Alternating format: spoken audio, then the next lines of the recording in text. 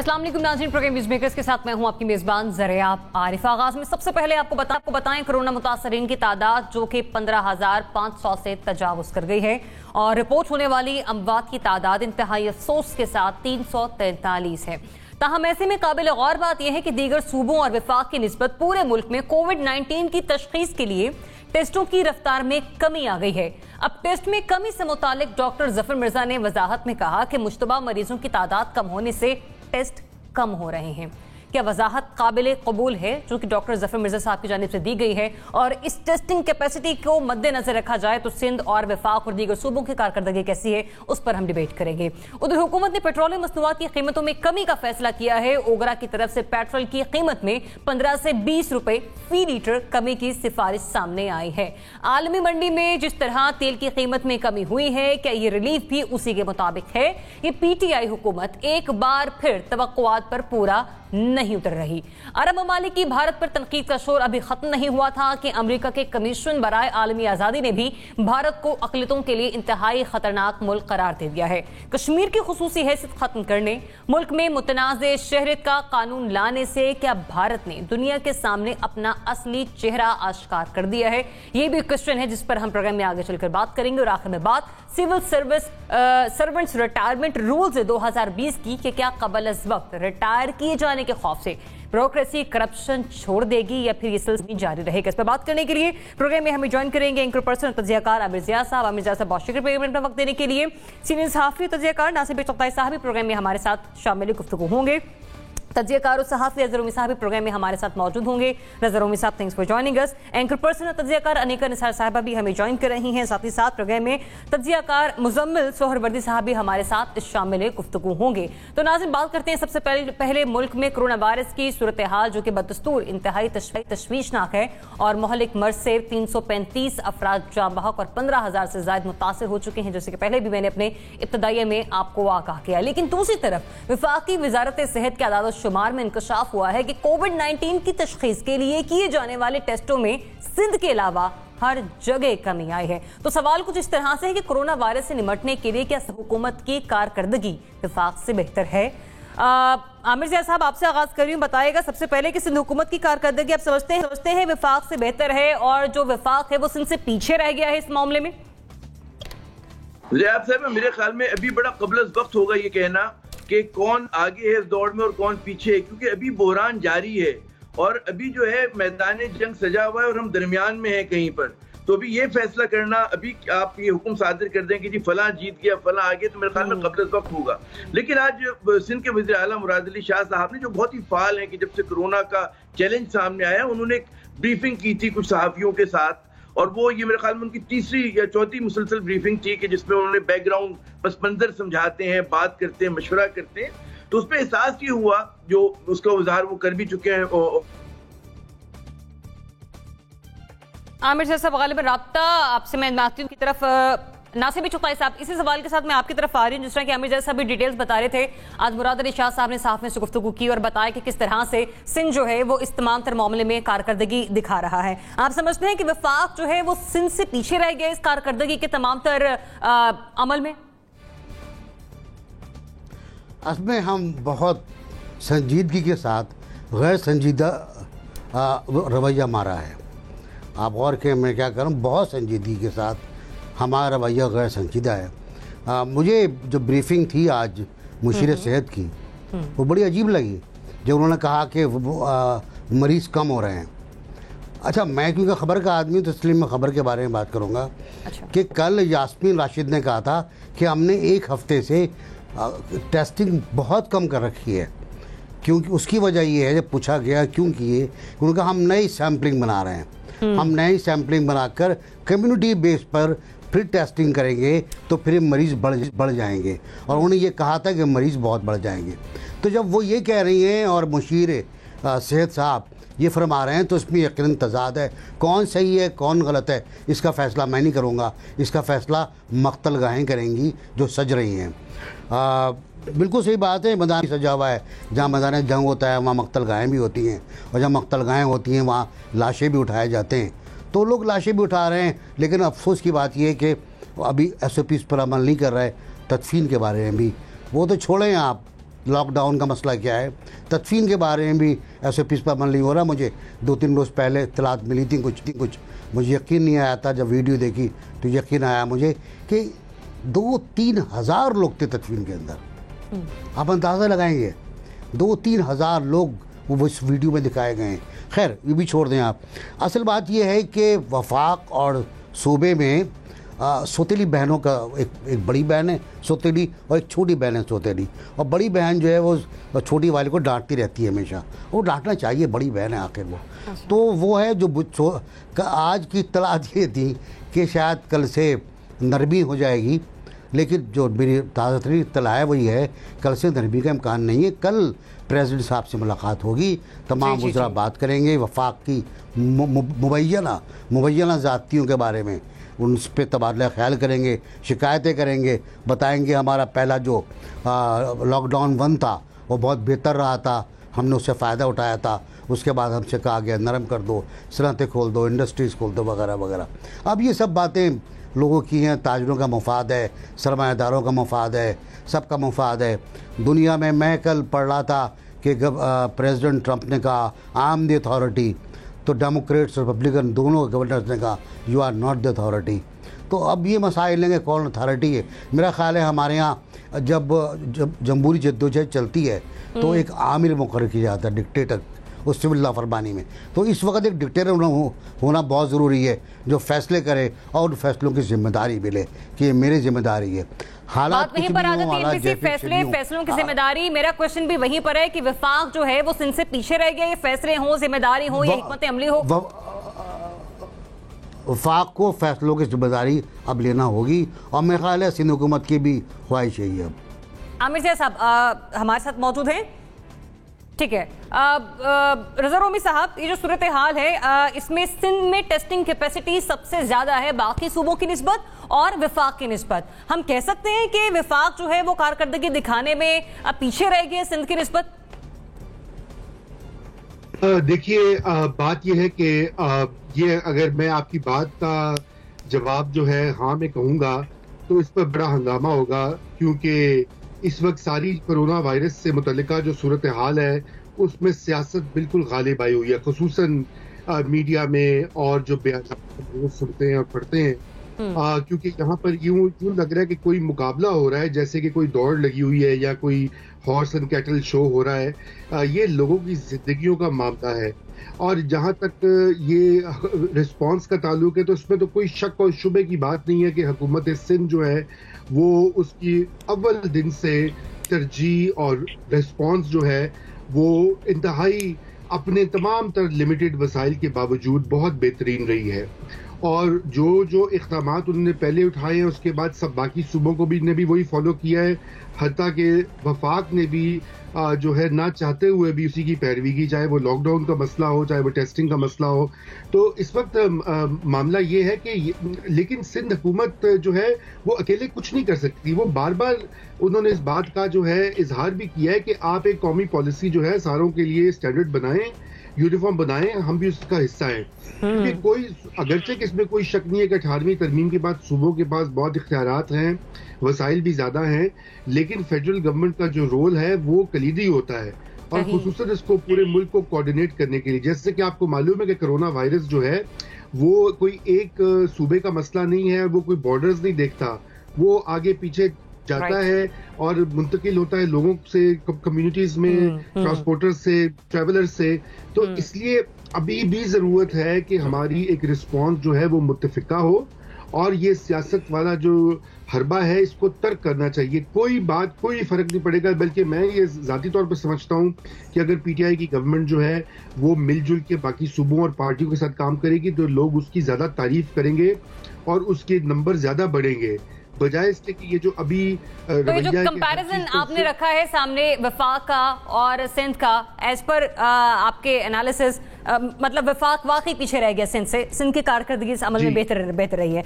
आमिर ज़िया साहब, मैं चाहूंगी आप अपना तबसरा वहीं से मुकम्मल करें जहां पर आप हमें मुराद अली शाह साहब के साथ होने वाली मीटिंग और सहाफ़ियों के दरमियान होने वाली गुफ्तगू के अपडेट कर रहे थे। वो मैंने कहा फिर चिरागों में रोशनी ना रही। अब सूरत हाल ये है कि जैसे उन्होंने आज बात की एक सहाफियों का बैकग्राउंड ब्रीफिंग दी थी और उसमें उन्होंने, मुझे ये लगा कि उनको शिकवा है, शिकायत है वफाकी हुकूमत से, और उनको जो सबसे बड़ा शिकवा ये कि जी वफाक की तरफ से ताउन उस तरह का नहीं हो रहा जिस तरह से होना चाहिए। लेकिन जब वो गिला शिकवा करें तो उसके साथ साथ उनका जो अंदाज है वो कोई महाज आराई वाला नहीं है, क्योंकि बार बार उन्होंने मीटिंग में ये कहा कि हम वजीर आजम साहब अगर कोई ऐलान करते हैं, कोई मनसूबा बनाते हैं, कोई हिकमत अमली इत्तेफाक राय से बनती है तो हम उस पर मनोवन अमल करेंगे। और वो बार बार उनका कहना ये था मुराद अली शाह साहब पे, ऐसा नहीं होना चाहिए कि हर सूबे को कहा जाए कि जी हर सूबा सिर्फ अपनी हद तक जो है मनसूबा बंदी करे, बल्कि एक कौमी पॉलिसी होनी चाहिए और एक बयानिया होना चाहिए रियासत का इस बड़े क्राइसिस से मुकाबला करने के लिए। जाहिर है कि वो फिक्रमंद थे, उसकी फिक्र की वजह ये थी कि अगर सिंध के हवाले से बात करें तो 90% जो कोरोना के केसेज हैं वो कराची में हैं, और क्योंकि कराची सबसे बड़ा शहर है, गुंजान आबादी का शहर है, और यहाँ पे तकरीबन 45 से 50% जो आबादी है वो कच्ची आबादियों में, स्लम्स में रहती है, तो वहाँ पर चीज़ों के फैलने का, बढ़ने का बहुत इम्कान है। उसके हवाले से उन्होंने कहा कि जी जितनी हमारी मनसूबा जो हम लोगों ने तैयारी कर रखी है उसके उन्होंने आज़ाद शुमार भी दिए कि जी वेंटिलेटर्स जो है 50 वेंटिलेटर्स का इजाफा किया गया, सूबे भर में 194 के करीब वेंटिलेटर्स हैं, कितने 4400 के करीब जो है लोगों को आइसोलेशन वार्ड में डाला जा सकता है, उसी तरह कितने लोगों की मदद की जा सकती है। लेकिन जो उनका अहम तरीन पैगाम जो मैं समझता हूँ क्रक्स ऑफ द मैटर था, फिर मैं 30 सेकेंड और लूंगा, उसमें उनका ये कहना था कि जी ये ऐसा चैलेंज है कि हम हर चीज जो अपने तजर्बे से सीख रहे हैं। उन्होंने कहा मैं इस बात को यकीनी नहीं कह सकता कि जी मैं जो कुछ कर रहा हूँ वो 100% दुरुस्त है, हम गलतियां भी कर रहे हैं और जाहिर है कि हम गलतियों के साथ साथ अपने आप को दुरुस्त भी कर रहे हैं, क्योंकि जो दुनिया में मिसालें हैं आप उनको फॉलो कर रहे हैं, क्योंकि इसकी पहले कोई प्रेसिडेंट मिसाल नहीं मिलती कि कैसे निमटना है। तो जाहिर है हम ये नहीं कह सकते कि वाकई हुकूमत जो है वो गैर संजीदा, वो चाहती है कि जी मुल्क में जो है वबा आम हो जाए, उसी तरह सिंध हुकूमत नहीं चाहती। हिकमत अमली का फर्क है, उसमें जो है एक थोड़ा सा कम्युनिकेशन गैप है जिसको हल होना चाहिए। हमारे यहाँ बदकिस्मती से पूरा जो डिबेट आ गई है वो ये आ गई कि जी सिंध बमुकाबला विफाक, ये चीज जो एक मनफी वो है, होना ये चाहिए। आमिर साहब मैं भी उसी तरफ आ रही हूँ, आपने कहा ना हिकमत अमली वो हमें देखनी होगी, चाहे विफाक की हो या सिंध की हो। मेरा सवाल भी वहीं पर है कि बेहतर किसकी है आपके नजदीक, की विफाक की बेहतरी मैंने शुरू में आपको जुमला अर्ज किया था ना, क्योंकि जारी है तो हम ये नहीं कह सकते कि कौन सी हिकमत अमली ज्यादा दुरुस्त है, क्योंकि अभी लड़ाई जारी है। देखिए ना, सिंध में भी केसेस हो रहे हैं उसी तरह से, पंजाब में भी हो रहे हैं, ठीक है ना। फिर टेस्टिंग के हवाले से उन्होंने कहा बड़ी एक अहम बात जी, मैं भी सुन रहा था गवर्नमेंट इससे पहले भी कि जी टेस्टिंग जो हो रही है सिंध में इसलिए ज्यादा हो रही है कि यहाँ पे सस्पेक्टेड केसेस ज्यादा हैं। पंजाब ने जो गलती की कि 48 साल के करीब पंजाब में जो थे सस्पेक्टेड केसेस थे, उन्होंने 77,000 के करीब जो है, तो भाई जिन लोगों के ऊपर शुबा नहीं था उनके टेस्ट क्यों किए गए, ये भी मुराद अली शाह साहब ने बड़ा जेन्युइन वैलिड सवाल उठाया कि सिर्फ आपको उनके टेस्ट करने चाहिए शुबा हो जिनका कोई हिस्ट्री हो। जी ठीक है अनिका, अगर हम लोग टेस्टिंग कैपेसिटी पर बात करें तो सिंध की जो टेस्टिंग कैपेसिटी थी आज के रोज की वो 3,729 है, मतलब बाकी सूबों की निस्बत बहुत आगे चले गए हैं। पंजाब निस्फ आबादी वाला मुल्क है लेकिन वहां पर 2,000 है यौमिया। राइट देखिए, असल में बात ये आ गई कि आपने ये जो सवाल सामने रखा है ना कि कौन कारकर्दगी में आगे है, फेडरल गवर्नमेंट है या सिंध, ये सवाल करने पर हमें मजबूर कर दिया गया है हम सहाफियों को। हम ये सवाल करना नहीं चाहते, हम किसी किस्म का कंपटीशन डेवलप नहीं करना चाहते, हम विफाक को सिंध के साथ कंपैरिजन नहीं करना चाहते, लेकिन अनफॉर्चुनेटली हम कोरोना वायरस कोविड-19 के फैलाव के बावजूद भी सियासतदानों को एक दूसरे के ऊपर उंगली और नुक्ताचीनी करते हुए देख रहे हैं। इसीलिए हमें यह सवाल उठाना पड़ गया और इसका जवाब देना भी पड़ गया अनफॉर्चुनेटली हमें। काश के ऐसा होता कि हम तमाम एक ही पेज पर होते और वो एक ही पेज एक ही किताब का पेज होता, अलग अलग किताबों का पेज ना होता। एटलीस्ट इस मौके के ऊपर सिंध भी और विफाक भी जो भी बात एक दूसरे के खिलाफ करनी है या जो भी गिले शिकवे हैं, बेहतर यह होता कि वो एनसीसी के अंदर, नेशनल कोऑर्डिनेशन कमेटी के अंदर जाकर रखते, इंस्टेड ऑफ ये कि वो मीडिया के ऊपर या सरेआम तमाम अवाम के सामने वो शिकायत रखते। यहां से फिर सवाल यह आता है कि क्या एनसीसी में भी यही बातें होती हैं जो हमारे सामने मीडिया के सामने होती हैं, और अगर नहीं होती तो ऐसी क्या जरूरत पड़ी कि बाहर आके तमाम गिले शिकवे पूरे किए जाते हैं? क्या जरूरत पड़ी कि इस तरह का इमेज भी दिया जाए कि सिंध और विफाक एक ही मुल्क के दो मुख्तलिफ पैराए की हुकूमतें होते हुए एक पेज पर नहीं है। देखिए, जमातें मुख्तलिफ हो सकती हैं, सियासी जमातें मुख्तलिफ हो सकती हैं, लेकिन परचम हमारा एक है, मुल्क हमारा एक है। सारे के सारे पाकिस्तान की अवाम की बेहतरी के लिए ही काम करना चाहते हैं। तो बेहतर यह है कि इस मौके के ऊपर कम से कम ये नुक्ताचीनी ना की जाए। जहां सवाल रह गया आगे और पीछे रहने वाला, तो कहते हैं कि if you win a battle that does not mean that you have won the war. ये एक ऐसी जंग है कोरोना वायरस के खिलाफ जिसके अंदर अगर कोई विफाक या फिर सिंध एक कदम अच्छा उठाता है तो हम ये नहीं कह सकते कि वो पूरी की पूरी जंग जीत गए हैं। ये एक ऐसा फेज है जहां हम ट्रायल एंड एरर से सीखेंगे। हो सकता है कि सिंध की जो जिस तरीके से उसने स्ट्रिक्ट लॉकडाउन की बात की वो कामयाब हो जाए। हो सकता है कि विफाक की सिलेक्टेड लॉकडाउन की का तरीका कार कामयाब हो जाए इन द लॉन्ग रन। तो इसलिए मैं आमिर ज़िया साहब की इस बात से जरूर इत्तेफाक करूंगी कि यह कबल अज़ वक्त है कहना कि कौन जीता कौन नहीं, लेकिन लॉकडाउन में दोनों ही जगह गुंजाइश बरकरार है, अभी देखना होगा हमें। बिल्कुल। मुज़म्मिल सोहरवर्दी साहब बताइए, इस वायरस से निपटने के लिए विफाक सिंध से पीछे रह गए? लेकिन नासिर बेग चुगताई साहब ने कहा ये बड़ी बहन और छोटी बहन की लड़ाई है। नहीं, ये सास और बहू की लड़ाई है।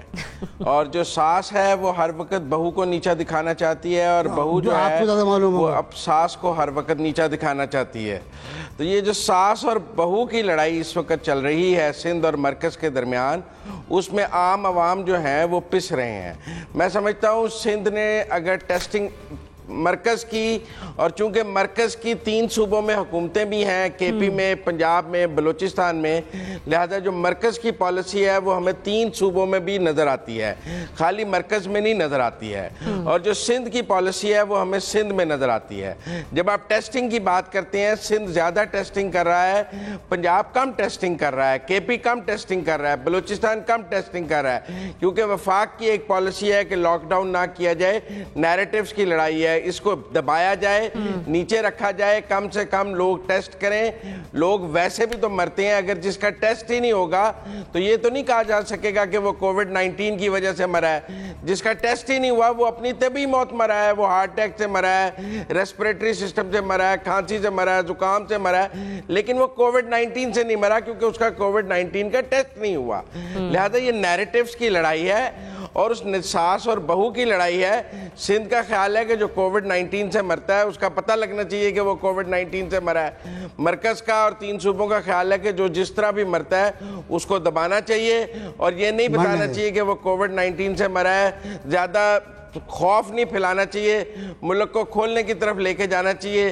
कुछ डेथ्स का अगर हमें उठाना भी पड़ता है, जैसे कि लाशों की बात की गई, जंग की बात की गई और कहा गया कि लाशें तो उठानी पड़ेंगी, तो मरकज़ का भी हमें जो नैरेटिव समझ आता है वो ये है कि कुछ लाशें उठानी भी पड़ें तो स्मार्ट लॉकडाउन और इसकी निस्बत में कुछ मुल्क को खोल लिया जाए और कुछ मईशत को चलाने की बात की जाए।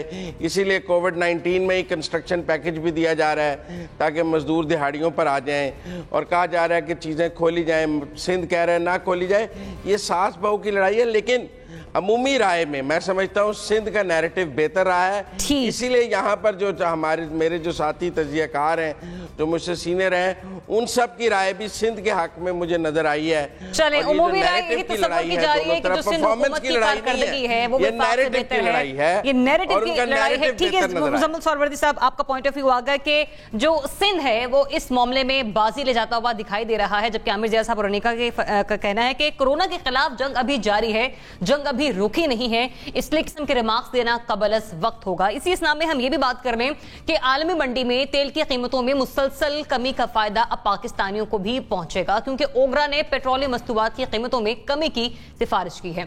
मुशीर खजाना डॉक्टर हफीज शेख साहब ने कहा है कि 1 मई से पेट्रोल और डीजल की कीमतों में बड़ी कमी का फैसला कर लिया है और कहा जा रहा है कि 15 से 20 रुपए फी लीटर कमी एक्सपेक्टेड की जा रही है। अब आलमी मंडी में तेल इंतहाई सस्ता है, क्या पीटीआई हुकूमत का ये रिलीफ काफी है? नासिर चुगताई साहब, आप ही की तरफ आऊंगी। सबसे पहले बताऊं, आपके आगाज करूंगी कि 15 से 20 रुपए फी लीटर कमी का इम्कान, ये सिफारिश भी सामने आई है कि रिलीफ काफी है एज पर पीटीआई गवर्नमेंट, अगर हम देखें तो 15 से 20 का भी आया और 30 रुपए का भी आया। लेकिन मेरा सवाल बुनियादी ये है कि कितने लोगों से फायदा होगा। मौजूदा सूरत हाल में।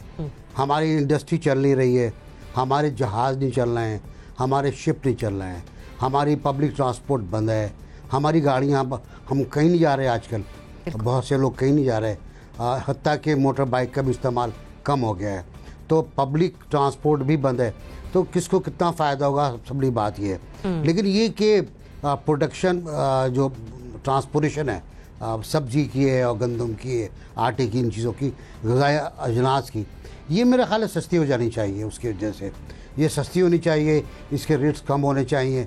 रमज़ान है, रमज़ान में हमारे यहाँ एक रिवायत है कि कीमतें बढ़ा देते हैं, तो मुमकिन है कीमतें वो और बढ़ा दें। ताजिर, साहूकार और जो कई बार हज करके आ चुके हैं लोग, वो लोग वो कीमतें बढ़ा दें। मुझे फ़िलहाल जब तक ये लॉकडाउन है, जब तक कोरोना है, देखिए लॉकडाउन का तो असर हो जो हो ना हो, कोरोना का खौफ फैलना शुरू हो गया है, कोरोना का खौफ फैलना शुरू हो गया है। तो जब तक कोरोना का खौफ है और वैक्सीन की ईजाद तक रहेगा ये, इटली के प्राइम मिनिस्टर के मुताबिक 1.25 साल 1.5 साल रहेगा ये, तो उस वक्त तक कितना पेट्रोल हम खर्च कर पाएंगे, हमारी कंजप्शन कितनी होगी, आवाम को कितना फ़ायदा होगा। मेरा सवाल बुनियादी यही है, आवाम को फिल वक्त आज के दिन अगर मुझसे आप बात करें तो शायद 20% फ़ायदा पहुँचेगा, बाकी लोग घर पर हैं। तो ये 20% अगर फ़ायदा भी पहुँचा तो ये 20% काफ़ी है आवाम के लिए एनबीसी? हाँ, अच्छी बात है, बहुत जितने लोग बाहर निकल रहे हैं, अगर वो फ़ायदा उठाना चाह रहे हैं तो बिल्कुल उठाएं, पेट्रोल बिल्कुल है। रज़ा रूमी साहब, $24 फी बैरल ब्रेंट क्रूड की कीमत पाकिस्तान में इस वक्त 97 रुपए फी लीटर है, आगे भी 15 से 20 रुपए कमी का इम्कान है, ये रिलीफ काफ़ी है? मेरे ख्याल से ये काफ़ी नहीं है, बल्कि जो इस वक्त सूरत हाल है उसमें जितना मैक्सिमम पॉसिबल रिलीफ मिल सकता है लोगों के लिए वो देना चाहिए।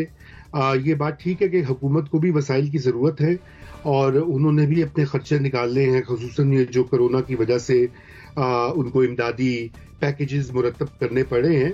लेकिन इसकी जो आलमी मंडी में तेल की कीमतें तो हिस्टोरिक लो पर हैं, तो इसलिए जो भी पाकिस्तान में खुसूसन जो बिजनेसेस हैं और ट्रांसपोर्टर्स हैं और जो कॉस्ट ऑफ प्रोडक्शन है मुख्तलिफ अशिया की, उसमें बहुत हद तक कमी हो सकती है और वो भी एक रिलीफ का सबब बन सकता है।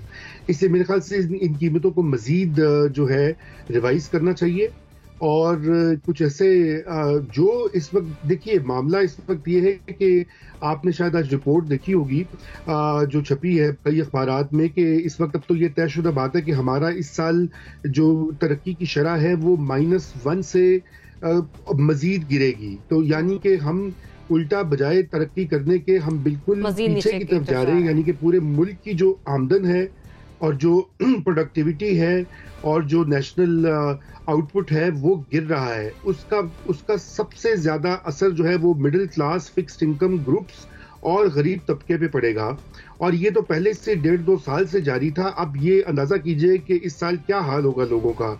इस सूरत हाल में जो अव्वलीन तरजीह होनी चाहिए हुकूमत की और फेडरल और सूबाई गवर्नमेंट्स की कि कहाँ और किस तरह से वो लोगों को रिलीफ दे सकते हैं। राशन तो ठीक है, अच्छी बात है, और जो बेनज़ीर इनकम सपोर्ट प्रोग्राम या एहसास के तहत जो इमदाद जारी है वो भी ठीक है, लेकिन वो काफ़ी नहीं है। आपको हर तरह से और हर जगह से लोगों के लिए स्पेस निकालनी होगी। और उसी में आप ये कह रहे हैं कि पेट्रोल की कीमत में मजीद इससे भी ज्यादा कमी की जा सकती है। आमिर सिया साहब बताइए, ये रिलीफ काफी है जो देना चाह रही है पीटीआई गवर्नमेंट आवाम को 15 से 20 का, ये मजीद इससे भी कम होना चाहिए? बात ये, हमारी जितनी चादर होगी हम उतने ही पैर फैला सकते हैं। अब सूरत हाल ये है कि जैसे रजा भी बता रहे थे और बिल्कुल सही बात है कि ग्लोबल इकोनॉमी जो है वो तकरीबन 3% कॉन्ट्रैक्ट हो रही है, सुकड़ रही है। हमारे हवाले से कहा जा रहा है, IMF और वर्ल्ड बैंक की रिपोर्ट्स हैं कि 1.5% से 2.25%, 2.5% तक हमारी इकोनॉमी जो है सुकड़ेगी, कॉन्ट्रैक्ट करेगी। यही बात स्टेट बैंक ऑफ पाकिस्तान ने भी की है। जब इकोनॉमी सुकड़ रही होती है तो पूरे कहते हैं ना, पहले तो हम सुसमाशी नमू को रोया करते थे, अब तो बहुत ज्यादा बुरी सूरत हाल है। इसके नतीजे में क्या क्या होगा? हमें जो रेमिटेंसेज आया करते तो उसमें बड़ी कमी आएगी, क्योंकि जाहिर है कि हमें ज्यादा गल्फ के ममालिक से आते हैं और अगर वहां पर रिकॉर्ड कीमतों में कमी हुई है तो उनकी अपनी मैशतें जो हैं वो उसको इफेक्ट होंगी। जाहिर है हमारे पास मुबादला कम आ रहा होगा। हमारा अपना मुल्क में जो रेवेन्यू कलेक्शन है वो बहुत ज्यादा कम होगा, क्योंकि ज़ाहिर बिजनेस एक्टिविटी रुकी हुई है हमारे यहाँ, उस तरह से जो है मईशत का पहिया नहीं चल रहा। अच्छा, तो इन तमाम अगर आप सूरत हाल को देखेंगे तो उसमें जो हुकूमत कह रही है जी 15 रुपए 20 रुपए जो भी है, तो उनको अपनी कैलकुलेशंस करनी पड़ेंगी कि आप जो है कोई अपने ओवर कमिट नहीं कर सकते।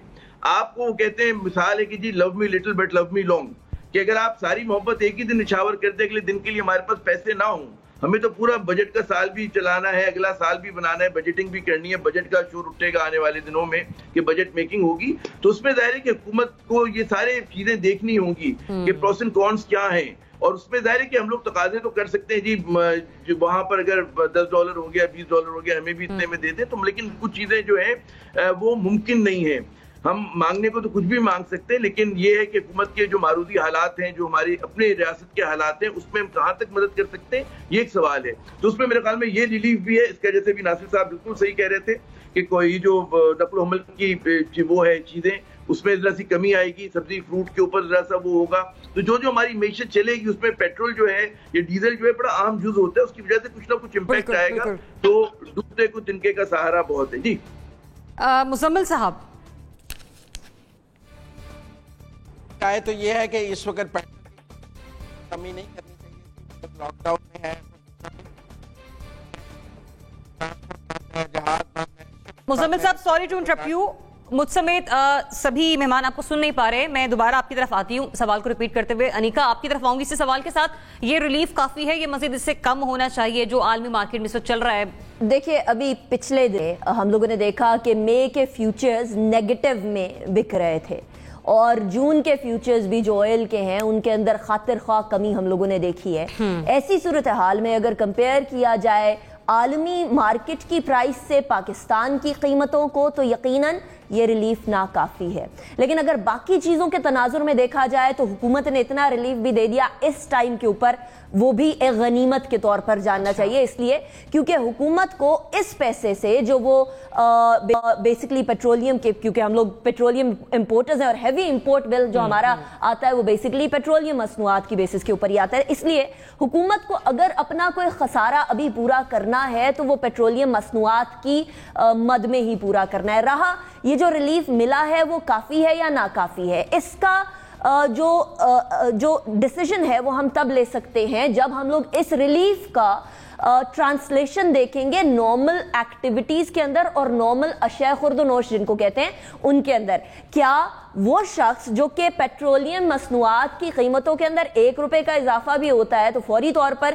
किरायों के अंदर इजाफा कर देता है, अपनी अशिया के अंदर, प्रोडक्ट्स के अंदर इजाफा कर देता है, क्या वो शख्स इस 15 से 20 रुपए कमी को ट्रांसलेट होने देगा आम आवाम की अशिया तक या नहीं? अगर तो ट्रांसलेशन होती है तो ये एक बहुत बड़े रिलीफ के तौर पर सामने आएगी, और अगर नहीं तब भी एटलीस्ट ये रिलीफ के तौर पर जरूर देखा जा सकता है। याद रखिए, दुनिया पूरी डिफ्लेशनरी रिसेशन की तरफ जा रही है, यानी कीमतें हम लोगों को चीजों की कम होते हुए नजर आएंगी लेकिन लोगों की सख्त नहीं होगी कि वो चीजों को खरीद सके। इसीलिए at this point in time हम लोगों को ये जरूर देखना होगा कि क्या वो तबका जो ग्रास रूट लेवल का है, जो सबसे पॉवर्टी लाइन के आसपास रह रहे हैं, क्या इसकी ट्रांसलेशन उन तक होगी या नहीं? ये एक बहुत इंपॉर्टेंट पॉइंट है इस पेट्रोलियम मसनूआत की कमी का। मतलब आप ये कह रही हैं जब तक इसकी खपत नहीं होगी उससे पहले हम कुछ नहीं कह सकते कि रिलीफ काफी है या नहीं? रिलीफ काफी है। अच्छा। इससे ज्यादा हो सकता है, लेकिन इस रिलीफ को किस तरीके से यूटिलाइज किया जाता है और इसकी इंप्लीमेंटेशन कैसे देखी जाती है वो बहुत जरूरी है। मुजम्मिल सोहरवर्दी साहब, मेरे ख्याल में ये रिलीफ इस वक्त नहीं होना चाहिए था, ये बहुत अनटाइमली है।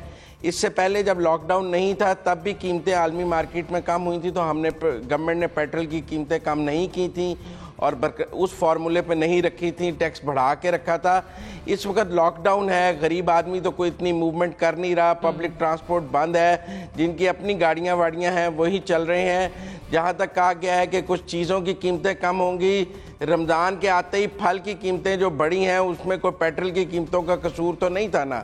जो केला 260 रुपये पे चला गया है, लीमू 600 रुपये पे चला गया है, इसमें कोई पेट्रोल की कीमत, मेरे ख्याल में गवर्नमेंट को यही पैसे इस वक्त पेट्रोल की ये कीमत बरकरार रख के कोरोना पे रखने चाहिए थे। कोरोना फंड के नाम पर जो वो चंदा इकट्ठा कर रहे हैं, टैक्स ले लेते, डॉक्टरों को किट्स दे देते। पंजाब में डॉक्टर हड़ताल किए बैठे हैं कि हमें हिफाजती किट्स नहीं है, हम देख नहीं सकते मरीजों को, और जो दूसरी चीज़ें कोविड-19 से लड़ने के लिए हमारे पास फंड्स की कमी है, N95 मास्क की कमी है, दूसरी चीज़ों की कमी है, वो डॉक्टर्स को दे देते और दूसरे लोगों को दे देते, कम से कम उधर चले जाते। मेरे नहीं ख्याल में ये कोई टाइमली फैसला है। जब मुल्क खुलता, लॉकडाउन ख़त्म होता, उस वक्त इस रिलीफ को सस्टेन भी किया जा सकेगा या नहीं किया जा सकेगा। तो मेरी राय में ये कोई दुरुस्त और टाइमली फैसला नहीं है। मतलब ये अब दुरुस्त फैसला आपकी नजर में नहीं है, मतलब मिलने वाला रिलीफ भी फिर आपकी नजदीक मेरे ख्याल में ये रिलीफ नहीं देना चाहिए था इस वक्त। ठीक है, मतलब ऐसे रिलीफ जिसका फायदा आवाम को फौरी तौर पर मुकम्मल अंदाज में ना पहुंच पाए तब तक उसका फायदा नहीं है। और आमिर साहब ने भी यही कहा कि सिचुएशन ऐसी है कि हमें अपने माइनस प्लस को देखना होगा, उसके बाद भी हम ये फैसला कर सकते। पाकिस्तानी अवाम को इसकी मद में जो मिलने वाला रिलीफ है वो फौरी तौर पर देना चाहिए, नहीं देना चाहिए, लेकिन जो मौजूदा हालात के पेश नजर रिलीफ दिया जा रहा है किसी हद तक वो काफी है। मुझे बढ़ने एक ब्रेक की तरफ, स्टे ट्यून्ड।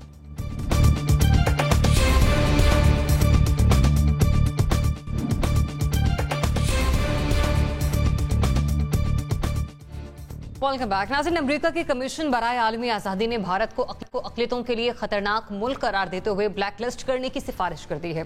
हालिया रिपोर्ट में यह भी कहा गया कि गुज़िश्ता साल भारत अक़लियतों के लिए बदतरीन मुल्क रहा।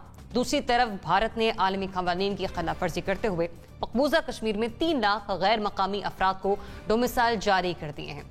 अब क्या दुनिया को समझ आ गई है कि भारत मुतासिब हिंदू रियासत में तब्दील हो चुका है? आमिर ज़िया साहब फरमाइएगा, क्या वाकई भारत अपने रवैयों से आश्कार कर रहा है कि वो किस किस्म का मुल्क है और वहां पर अक़लियतों को वो हुकूक हासिल नहीं है जो कि होने चाहिए? देखिए, भारत ने कभी अपने अज़ाइम को छुपाया नहीं। भारत शुरू से ही इसी उसकी जो सेकुलरिज्म था तो बहुत ही मतलब एक नुमाइशी हमेशा से रहा है। चाहे लोग हमेशा याद करते जी नेहरू का दौर बड़ा अच्छा था या गांधी जो थे बड़े सेकुलरिज्म के अमीन हुआ करते थे और उसके फ्लैग बेरर थे, ऐसा नहीं था। भारत जो है यही वजह थी कि उसकी बुनियाद पर पाकिस्तान मूवमेंट चली और पाकिस्तान बना। तो भारत में जो एक तंग नजर मुतासिब हिंदू सोच है वो शुरू से है। कांग्रेस जो थी उसको जरा सा एक कहते हैं ना शुगर कोटिंग करके पेश किया करती थी। बीजेपी जब से आई है तो उसका जो है बड़ा एक कहते हैं ना नेकेड किस्म का जो है वो रवैया हो गया है। और अब वो एक कहते हैं ना कि वो हिंदू नेशनलिज्म या वो हिंदू फंडामेंटलिज्म हमारे सामने आया है कि जो बड़ा कहते हैं बगैर किसी माजरत के जो है वो लोगों के इस्तेमाल करने पर, अक़लियतों के साथ ज्यादती करने पर यकीन रखता है। और मोदी की शक्ल में भारत को एक स्ट्रॉन्ग मैन मिल गया जिसको हिंदुओं को एक अरसे से इंतजार था। इसमें सवाल ये कि क्या दुनिया को पता नहीं था? जी दुनिया को बिल्कुल पता था और दुनिया को पता है। इस रिपोर्ट से पहले भी पता था। जाहिर है कि इतने सारे वहां पर कहते हैं ना मैसेज काम कर रही होती है, वो पल पल की रिपोर्ट्स, उनका काम इंफॉर्मेशन गैदरिंग होता है। तो ये बात नहीं कि मगरबी दुनिया को, अमेरिका को पता नहीं था कि भारत के अज़ाइम क्या है। हमें इस बात पर बहुत ज्यादा खुश होने की भी जरूरत नहीं कि जनाब इस रिपोर्ट में अगर उन्होंने थोड़ा सा बुराई कर दी तो उस पर कोई भारत में कोई दबाव पड़ेगा, ऐसा नहीं होगा। आप देखिएगा, और मेरे ख्याल में हो भी गया होगा कि व्हाइट हाउस की तरफ से या जो उनकी हुकूमत जो फैसले कर रही होती है, कोई इस तरह की ना उन पे माशी प्रेशर आएगा, ना उन पे जाहिर है कि भारत इस वक्त अमेरिका का बड़ा एक स्ट्रेटेजिक पार्टनर भी है। तो हमें ये अपने ध्यान से खुरच के निकाल देना चाहिए कि इस तरह की रिपोर्ट जो है। यहाँ पे एक मैं बस पॉइंट ऐड कर दूं, आमिर साहब आपने कहा कि व्हाइट हाउस की तरफ से कोई प्रेशर जाएगा। अलबत्ता ये एक नई खबर सामने आई कि व्हाइट हाउस ने नरेंद्र मोदी को अनफॉलो कर दिया है। 3 हफ्तों पहले फॉलो किया गया था और 3 हफ्तों के अंदर अंदर आज अनफॉलो करना भी क्या हम डेवलपमेंट ले सकते हैं? सिंबॉलिक चीजें हैं, इनसे कोई फर्क नहीं पड़ता। स्टेट पॉलिसीज पे फर्क नहीं पड़ता। इससे कोई भारत पे दबाव नहीं पड़ता कि वो अपनी पॉलिसीज को चेंज कर दे। इससे ना कश्मीरियों के दुखों में कमी आएगी, ना जो वहां पर मुसलमान है उनको उनके मसाइल कम होंगे, ना डेलिट्स के साथ जो हो रहा है उनके साथ कोई कमी आएगी। तो ये नहीं हो रहा कि उससे एक आध रिपोर्ट आ गई और हम उसको बहुत ज्यादा हाइप बनाए। जो भी कश्मीरियों और पाकिस्तान को उनकी पुष्टबानी करनी चाहिए। जी एनबीसी, आपके क्या कंसर्न्स हैं? वाकई रियासत में, मुतासिब रियासत में तब्दील हो चुका है भारत? ये लोगों पर मतलब बात खुल गई अब? सबसे पहले तो मुबारकबाद पेश करूँगा, आपका प्रोग्राम कश्मीर में बहुत देखा जाता है। कल मैंने 30 सेकंड के कुछ जुमले कहे थे, उस पर जो मुझे गालियों वाले ट्वीट आए, आपको भी कॉपी आई होगी, आपका भी नाम लिखा हुआ है, मूना का भी नाम लिखा हुआ है, वो सब तमगे हैं, वो सब मेरे लिए एजाज़ात हैं, जो वो गालियाँ हैं, और उनको मैंने बड़ा दिल से लगा के जवाब दिया है उनको मैंने, वो आप देखिएगा तो बड़ी ज़बरदस्त बात है। दूसरी बात ये कि क्या हिंदुस्तान एक मुतासिब रियासत है? बिल्कुल है। फ़र्क सिर्फ इतना है कि गुलाब की जगह, लोग गुलाब का फूल कहते हैं, मैं गुलाब कहता हूँ, गुलाब की जगह कमल ने ले ली, लोटस ने ले ली है। और लोटस कीचड़ में होता है, तो मेंटेलिटी भी वही होती है उस इंसान की जो लोटस इस्तेमाल कर रहा होता है कि वो कीचड़ ज़दा होता है। ये शख्स जो आया है, मुझे नहीं पता हमारी हुकूमत को, हमारी सरकार को किसने कह दिया था कि मोदी आएगा तो कश्मीर का मसला हल होगा। मैं फिर बार बार सोचता हूँ, इसको एनालिसिस करने की कोशिश करता हूँ, मैं किसी नतीजे पर पहुँच नहीं पाता। क्योंकि मोदी के अगर आप दो मंशूर देखें पुराने, तो दोनों ही मंशूर जो हैं वो तासुब ज़दा हैं, वो मुतासिब हैं, गयू रक्षक हैं। और अब तो हद ये है कि मोदी को, मैं नहीं मानता इस बात को, लेकिन मोदी को बाज़ हिंदू ग्रुप शंकर का अवतार कह रहे हैं कि जो गाय को बचाने के लिए आया था। खैर, मुतासिब पहले से था, मुतासिब ज़्यादा हो गया, मुतासिब कत्लेआम करा दिया उसने शहरियत बिल लेकर आ गए। वो शादबाग का मसला आया जहाँ ख़वातीन ने 2 महीने तक धरना दिया और फिर कोरोना के आने के बाद उनको वहाँ से मुंतशिर किया गया। तो शादबाग पे अमेरिका ने एक प्रोटेस्ट किया था कि आप ज़्यादती कर रहे हैं। और कश्मीर के मसले पर अमेरिका ने 2-3 बार सिर्फ आपको तो पता है ना कि प्रेसिडेंट ट्रंप सालिसी हैं, तो अभी तक और ख़तरनाक सालिसी हैं, तो 3 बार सालिसी बनने की कोशिश कर चुके हैं, हुआ कुछ नहीं है।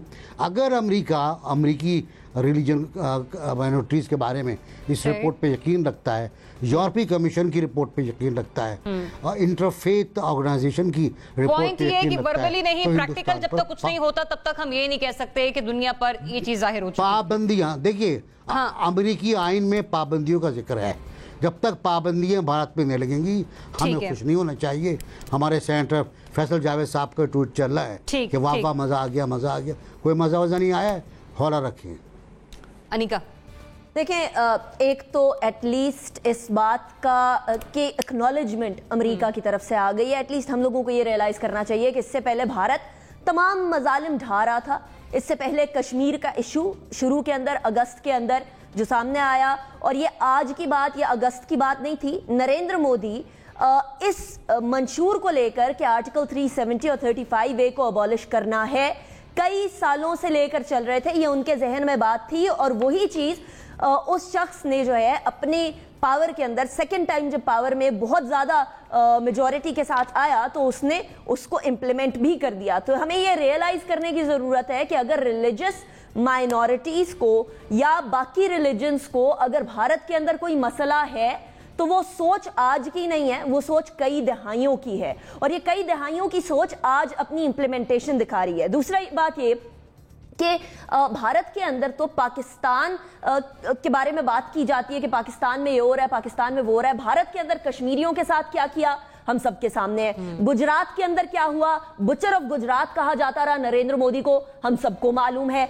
ब्लैक लिस्टेड था नरेंद्र मोदी अमेरिका के अंदर जाने से पहले, अपने वजीर आजम इंडिया का बनने से पहले, ये भी हम सबको मालूम है। हमें यह भी मालूम है कि किस तरीके से कश्मीर की एक नन्ही फूल को रेप किया गया, गैंग रेप किया गया एक मंदिर के अंदर, ये भी सबके सामने है। पिछले दिनों नन्स के ऊपर अटैक किया गया, क्रिश्चियन नन्स के ऊपर, ये भी हमारे सामने है।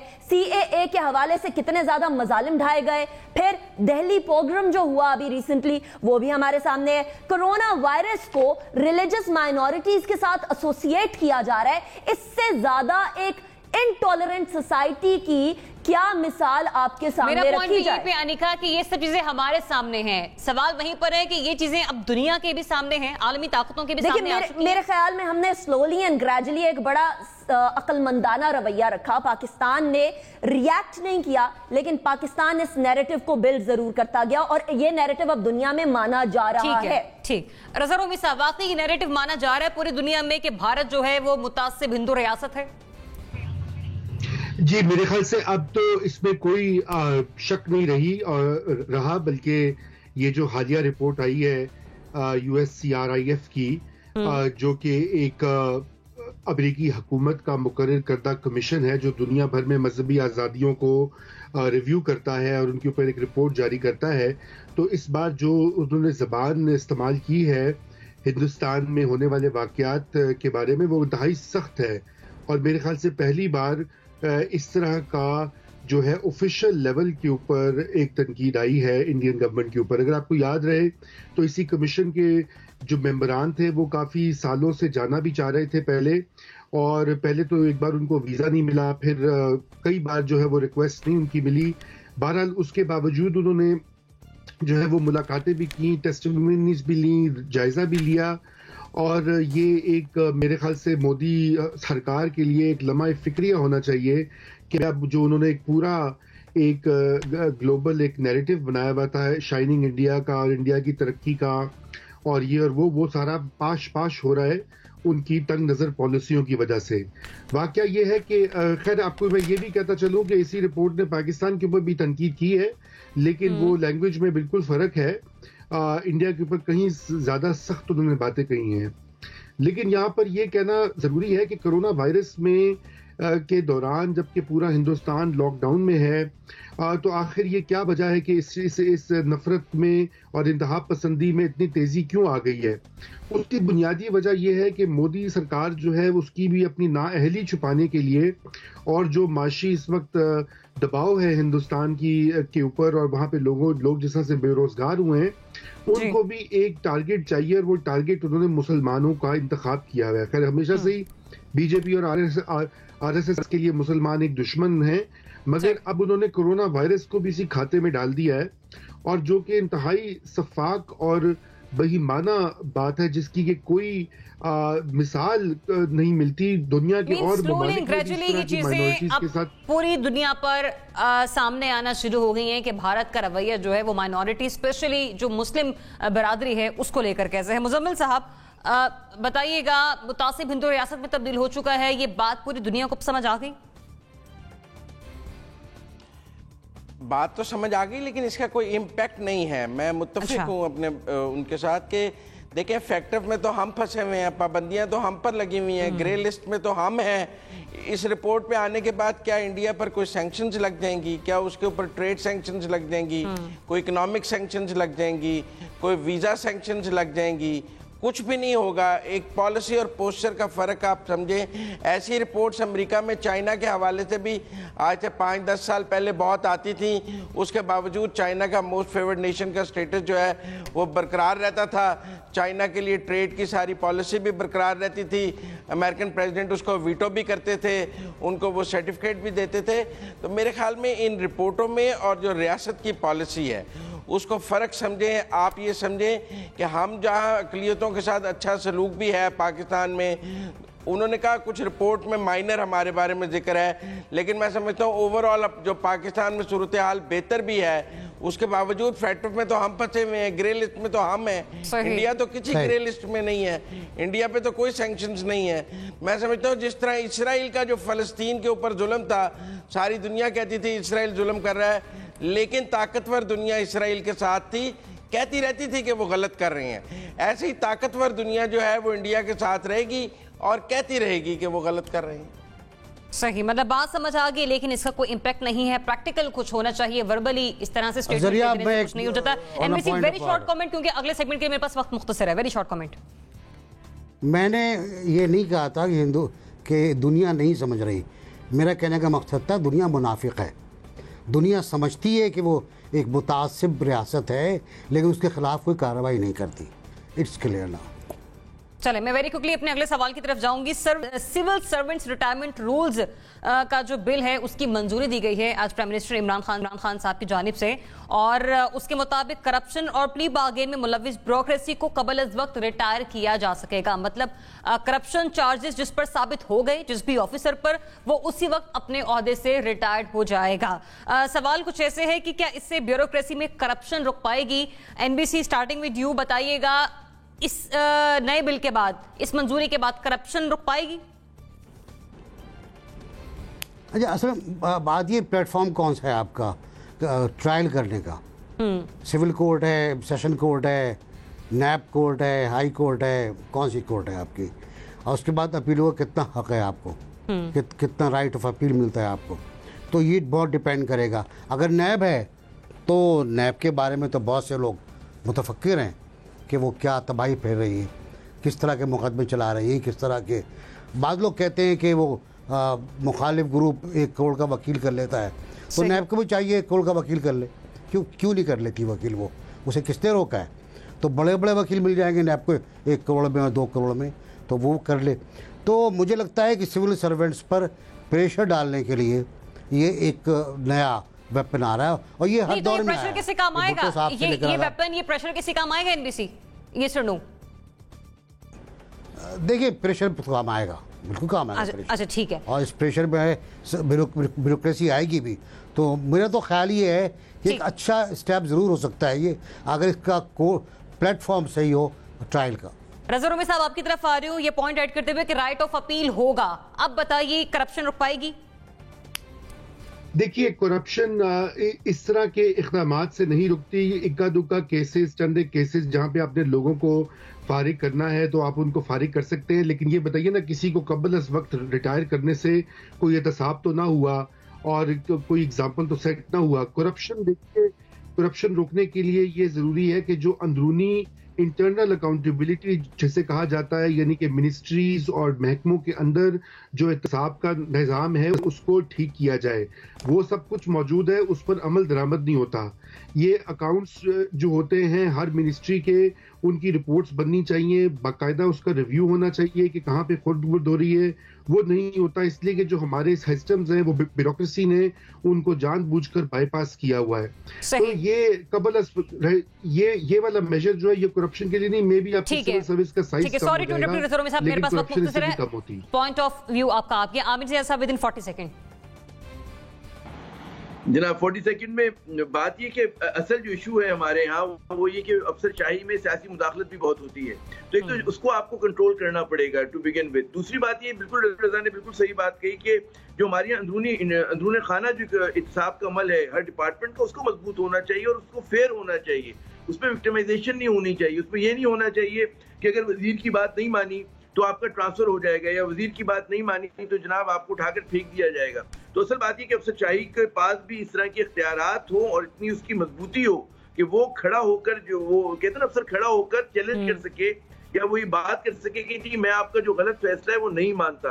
तो इसका बेस्ट सोल्यूशन यही होता है कि इंटरनल अकाउंटेबिलिटी का जो प्रोसेस है उसको मुस्तहकम किया जाए, और बजाय कि हर चीज जो है वो नैब के उसमें झोली में आप डाल दें, उसकी जगह होना ये चाहिए कि हर डिपार्टमेंट जो उसके अंदर अपना एक मुस्तहकम वो हो, उसका कमीशन बना हुआ हो, उसमें जो है कुछ इंडिपेंडेंट लोग भी उसके अंदर वो हो, सिविल सोसाइटी के रिप्रेजेंटेशन हो। मतलब आपके नजदीक इतना मौसर बिल नहीं है जिससे करप्शन रुक पाए? जी, लेकिन चलें आगाज है, उम्मीद देखते हैं क्या होता है, क्या अभी खबर वक्तों का कहना। मुजम्मिल साहब, करप्शन रुक पाएगी इस बिल के बाद? नहीं, मेरे ख्याल में ये तो करप्शन का फ्री लाइसेंस दे दिया। जब एक आदमी ने प्ली बार्गेन कर लिया तो इसका मतलब उसने कन्फेशन कर लिया कि मैंने करप्शन की है और वो करप्शन का पैसा वापस करने को तैयार हो गया। उसके बाद आप उसको रिटायरमेंट की फैसिलिटी देंगे, पेंशन की फैसिलिटी देंगे, क्यों? आप उसे जेल में क्यों नहीं डालेंगे? उसकी नौकरी जब्त क्यों नहीं करेंगे? उसे नौकरी से निकालेंगे क्यों नहीं? रिटायर क्यों करेंगे? बर्खास्त क्यों नहीं करेंगे? मुझे तो ये समझ आई लगता है मेरे ख्याल में समझ नहीं सके हम इसको। जब किसी ने प्ली बार्गेन कर लिया या करप्शन में पकड़ा गया और उसकी करप्शन साबित हो गई तो उसके बाद उसको रिटायर करने की फैसिलिटी देना तो उसके साथ बहुत बड़ी फेवर होगी। ये तो लगता है ब्यूरोक्रेसी ने लाइसेंस टू किल ले लिया है, लाइसेंस टू करप्शन ले लिया है कि पकड़े भी गए तो रिटायर ही हो जाएंगे ना, फिर भी पेंशन मिलेगी, सब कुछ होगा, कुछ भी नहीं होगा। भाई उनकी नौकरी जब्त होनी चाहिए, उन्हें जेल में जाना है, उनके बर्खास्त होना चाहिए, नौकरी से फारग होना चाहिए कि रिटायर होना चाहिए। मेरे तो ख्याल में ये बेसिक ह्यूमन राइट्स, नौकरी से भी बर्खास्त कर देना चाहिए और मुकम्मल सजा देनी चाहिए। अनिका, देखिए एक डेटरेंस के तौर पर ये जरूर काम करेगा। एक डेटरेंस के तौर पर इसलिए करेगा क्योंकि आज से पहले बहुत सारे अफसरान, मेरे आंखों देखा हाल ये है कि कहते आए कि चलिए अगर हमारी करप्शन सामने आ भी गई तो क्या कर लेंगे, ओएसडी बना देंगे, ओएसडी भी ठीक है, हम लोग उसके बाद फिर अगली हुकूमत या उसके बाद जो हमारे चाहने वाले हैं वो आएंगे तो हम लोगों को फिर एक बार ओहदे के ऊपर बराजमान कर देंगे। तो एक डेटरेंस के तौर पर जरूर काम करेगा, क्योंकि अगर कोई शख्स 18वें ग्रेड से रिटायर होगा और उसने 19वें ग्रेड में जाना होगा तो उसकी पेंशन में खासा फर्क आएगा। लेकिन ऑफकोर्स सख्त इकदामात की जरूरत थी। इमरान खान साहब पहले ही ब्यूरोक्रेसी के करप्शन के हवाले से कोई इकदामात लेना चाह रहे हैं। ये उस टाइम पर जब पाकिस्तान सिटीजन पोर्टल ही लॉन्च हुआ था, उसी टाइम पर मैंने सवाल किया था कि अगर आप ये पोर्टल लॉन्च भी कर रहे हैं तो आपके खिलाफ जो ब्यूरोक्रेसी मुमकिन है कि ये प्रेशर हमारे काम आएगा, लेकिन अफसरशाही की पुरानी रवायत जल्दी दम तोड़ जाएगी, ये कहना कबल अज़ वक्त होगा, क्योंकि इतना दिखाई नहीं दे रहा है। इसके साथ ही मुझे मेहमानों को दीजिए इजाजत। अल्लाह हाफ़िज़।